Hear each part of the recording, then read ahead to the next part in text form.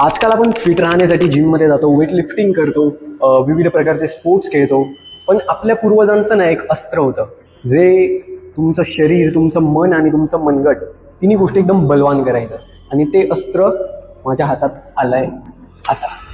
तुम्हाला तर माहीत असेल याला काय म्हणता. ही आहे गदा आणि याला मुदगल असं पण म्हणता. मुदगल आणि गदा पहिलवान लोकांनाच तुम्ही हे मारताना बघितलेले असेल. याचे मी तुम्हाला बिगिनर्स वर्कआउट पण सांगणार आहे आणि याचे बेनिफिट्स पण सांगणार आहे. सो वर्कआउट अजिबात स्किप करू नका. सो व्हिडिओ अजिबात स्किप करू नका. ॲक्च्युली जेव्हा आपण असं मुदगल उचलतो ना, ते आपल्याला असं उचललं की ते खूप हलकं लागतं. पण ॲक्च्युली त्याचं जे वजन असतं ना ते खाली असतं. त्यामुळे जेव्हा ते पूर्णपणे असं वरती उचलतो ना तेव्हा समजतं की ते किती हेवी आहे. त्यामुळे जे बिगिनर जे सुरुवात करणार आहे ना एकदम लाईट वेट पासून सुरुवात करा. म्हणजे डायरेक्ट तुम्ही हेवी घेऊन तुमचा इगो लिफ्टिंग अजिबात करू नका याच्यामध्ये. ज्यांना कोणाला शोल्डरचे प्रॉब्लेम असतील ना, शोल्डर्समध्ये इंजुरी असेल, त्यांच्यासाठी तर हे सर्वात भारी उपाय. म्हणजे तुम्ही शोल्डर इंजुरीमधून जर तुम्हाला बाहेर यायचं असेल ना तर तुम्ही त्या प्रॅक्टिसने सुद्धा तुमचा शोल्डरचा स्टिफनेस कमी करू शकता. आता नॉर्मली आपण जिममध्ये जेव्हा वर्कआउट करतो डंबलसोबत आपण 3च मुवमेंट करतो, 1, 2 आणि 3. बट ॲक्च्युली शोल्डरचं काम काय? शोल्डरचं काम आहे पूर्ण रोटेशन. हे रोटेशन आपण जिममध्ये डंबेल घेऊन असं रोटेट नाही करत कधीच. बट ॲक्च्युली शोल्डरचं काम आहे ते की हे पूर्ण रोटेशन होणं हे शोल्डरच्या मसल्सचं काम आहे. आणि हे मुद्दलचे एक्सरसाइज करताना तुमच्या आजूबाजूला प्रॉपर जागा आहे का नाही ते बघून घ्या. कारण हे पूर्णपणे गोल फिरवावं लागतं. आजूबाजूला कोणाला लागू शकतं त्याची काळजी तुम्हाला घ्यावी लागेल. आणि या एका एक्सरसाइजमध्ये असं नाही की फक्त शोल्डरच ट्रेन होतं. तुमचे मनगट, तुमचं फोरआर्म, तुमचे शोल्डर, तुमचं बॅक, तुम्हाला आता उभं राहून तुम्ही मारणार आहेत बरोबर. मग ते तुम्ही असं गोल पूर्णपणे फिरवणार आहे. त्याच्यासाठी तुमची बॉडी बॅलन्स करण्यासाठी तुमचे सगळे कोर मसल्स कॉन्ट्रॅक्ट असतात. म्हणजे तुमचं ॲप्स झाले, तुमचं लोअर बॅक झालं, तुमचे हिप्स झाले, हे तिन्ही जे तुमचे कोर मसल्स आहे ना ते पूर्ण कॉन्ट्रॅक्ट असतात. त्याच्यामुळे ह्या एक्सरसाइजमध्ये ओव्हरऑल चांगला वर्कआउट होतो. सो मी आता कॅमेऱ्यापासून थोडा लांब जातो आणि तुम्हाला एक डेमो करून दाखवतो. पहिले तुम्हाला मुगदळ तुमच्या चेहऱ्यासमोर, प्रॉपर चेहऱ्यासमोर पकडायची, ठीक आहे. त्यानंतर जो तुमचा हात वरती असणार आहे, आता समजा माझा राईट हात वरती आहे, सो मला ते लेफ्ट साईडने गोल फिरवायचं आहे पूर्णपणे. 1, 2, 3, 4, 5.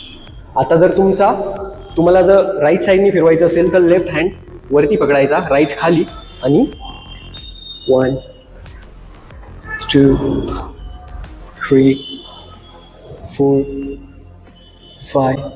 ओके. सो जो हात वरती असेल त्याच्या अपोजिट साईडने फिरवायचं. लेफ्ट वरती असेल राईट साईडने, राईट वरती असेल लेफ्ट साईड. खूप इझी आहे. पण याच्यामध्ये भरपूर प्रकारचे वेट्स येतात. हे तुम्ही एका हाताने पण मारू शकता. पण जे वेट दोन्ही हाताने मारताय ते एका हाताने मारायला ट्राय नका करू, कारण ते खूप हेवी जाईल. त्यामुळे एका हाताने कमी वेट घ्या. आता मी दोन्ही हाताने 5 किलो घेतलेलं डेमो दाखवण्यासाठी. आता माझ्या हातात आहे 3 किलो. आता मी एका हाताने तुम्हाला डेमो दाखवतो, ठीक आहे. सो आता मी जर एक हात मागे ठेवायचा प्रॉपर आणि राईट हँडमध्ये पकडला आहे, सो आपल्याला लेफ्ट साईडने फिरवायचं आहे. 1, 2, 3, 4, 5.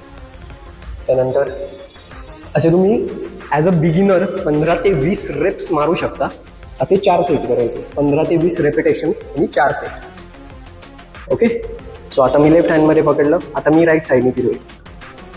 1, 2, 3, 4, 5. ही त्याची प्रॉपर टेक्निक आहे. जर समजा तुम्ही लेफ्ट हँडने पकडलेलं आहे वरती, ठीक आहे, आणि तुम्हाला टेक्निकली राईट साईडने फिरवायचं आहे. बट जर तुम्ही लेफ्ट साईडने असं फिरवायला जाशाल ना तर तुमच्या ब्रेस्टवरती खूप प्रेशर येतं. त्याने इंजुरीचे चान्सेस पण वाढतात. त्यामुळे तुम्ही बिगिनर असल्यामुळे रेपिटेशन हे कमीच ठेवा. कारण पहिलवान लोक 100, 200 एवढे रेपिटेशन मारतात. म्हणजे ते 50 रेपिटेशन्स एका हातानेच मारतात आहे. ही त्यांची प्रॅक्टिस आहे, डेली प्रॅक्टिस आहे. तुम्ही सुरुवातीला 15 ते 20 रेपिटेशन मारा 4 सेटमध्ये. सो जसं जसं तुम्ही स्ट्रॉंग होत जाशाल तसं तसं तुम्ही रेपिटेशन्स वाढवू शकता किंवा सेट्स वाढवू शकता. ही एक्सरसाइज ॲक्च्युली टेक्निकचं काम आहे. मुलगा दिसायला बारीक असेल पण तो सुद्धा माझ्यापेक्षा जास्त हेवी मारू शकतो जर त्याची प्रॅक्टिस असेल तर. सो या एक्सरसाइजसाठी तुम्हाला प्रॅक्टिसच लागेल. असं नाही की तुमची खूप भारी बॉडी आहे मग तुम्ही एकदम हेवी वाला मुदगल घेतलं आणि मारलं. तुम्हाला जर तुम्ही ॲज अ बिगिनर आहे या एक्सरसाइजमध्ये तर तुम्हाला कमी वेटपासूनच सुरुवात करावं लागेल, नाही तर इंजुरीचे चान्सेस वाढवतात. नुसतं गोल नाही तर याच्यामध्ये अजून एक टाईप आहे, म्हणजे एक्सरसाइजचा अजून एक टाईप आहे. तुम्ही गोल तर फिरवूच शकता किंवा तुम्ही अशी पण एक्सरसाइज करू शकता. 1 2 3 4 5. आणि जर तुमचे फोरआर्म्स वीक असतील, आता या दोन्ही एक्सरसाइजमध्ये तर तुमचे मनगट आणि तुमचे फोरआर्म स्ट्रॉंग होणारच आहे. पण जर फोरआर्म्सचं मेन काम काय असतं तर एखादी गोष्ट होल्ड करणे. आपण फोरआर्म जिममध्ये कसे ट्रेन करतो या प्रकारे, बट ॲक्च्युली फोरआर्मचं काम काय असतं तर एखादी गोष्ट होल्ड करणे. सो तुमची होल्डिंग पॉवर जेवढी वाढेल ना तेवढा तुमचा फोरआर्म स्ट्रॉंग होणार आहे. सो एखादं मुदगल पकडायचं आणि ते बॉडीपासून असं लांब पकडून ठेवायचं. जेवढ्या वेळ तुमची कॅपॅसिटी असेल टायमिंग लावून तेवढ्या वेळ पकडायचं. त्याने तुमचं फोरआर्म नक्की स्ट्रॉंग होतं आणि तुमची शोल्डरची होल्डिंग कॅपॅसिटी सुद्धा वाढते.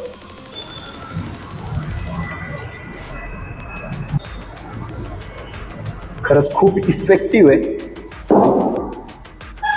या एका मुदगलने आपण खूप सारे वेगवेगळ्या प्रकारचे एक्सरसाइज करू शकतो जे तुमचे बॉडीचे मोस्टली सगळे मसल्स कव्हर करतात, तुमच्या शरीराची लवचिकता वाढवतात. आणि तुम्हाला तर माहिती आहे पहिलवान लोक एकदम तगडे असतात, बट त्यांचं शरीर किती फ्लेक्झिबल असतं, किती लवचिक असतं. म्हणजे जिमवाला एखादा माणूस ते पहिलवानासमोर तो जेवढा वर्कआउट करतो तेवढं नाही टिकू शकत मला तरी वाटतं.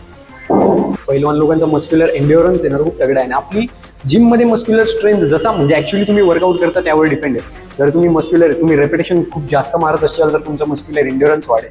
तुम्ही जर वजन खूप हेवी उचलताय, रेपिटेशन कमी मारताय तर तुमची मस्क्युलर स्ट्रेंथ थोडी जास्त असेल. आता हे प्रत्येकाच्या जिममध्ये असेल असं नाही आहे. तुम्हाला हे कुठे पण ऑनलाईन भेटून जातं, आजकाल सोपं आहे. आणि याचं एक्सरसाइज तुम्ही घरी सुद्धा करू शकता. असं नाही की तुम्हाला जिममध्ये असलंच पाहिजे, तुम्ही घरी ऑर्डर करून सुद्धा याचा एक्सरसाइज करू शकता. फक्त एक्सरसाइज करताना लाईट वेटने सुरुवात करा, 2 ते 3 किलोपासून सुरुवात करा. नंतर हळूहळू तुमचे रेपिटेशन्स वाढवा. रेपिटेशन वाढल्यानंतर तुम्ही वजन वाढवू शकता. सो इंजुरीचे चान्सेस कमी होतील. सो जर तुम्हाला हा व्हिडिओ आवडला असेल तर लाईक करा, कॉमेंट करा, शेअर करा. तुमचं काही क्वेश्चन असेल तर मला इंस्टाग्रामवर DM करा किंवा कमेंटमध्ये पण तुम्ही विचारू शकता. माझं इन्स्टा हँडल तुम्हाला इथे दिसत असेल. फॉलो करा, सबस्क्राईब करा, लाईक करा, शेअर करा. पूर्ण व्हिडिओ बघण्यासाठी धन्यवाद.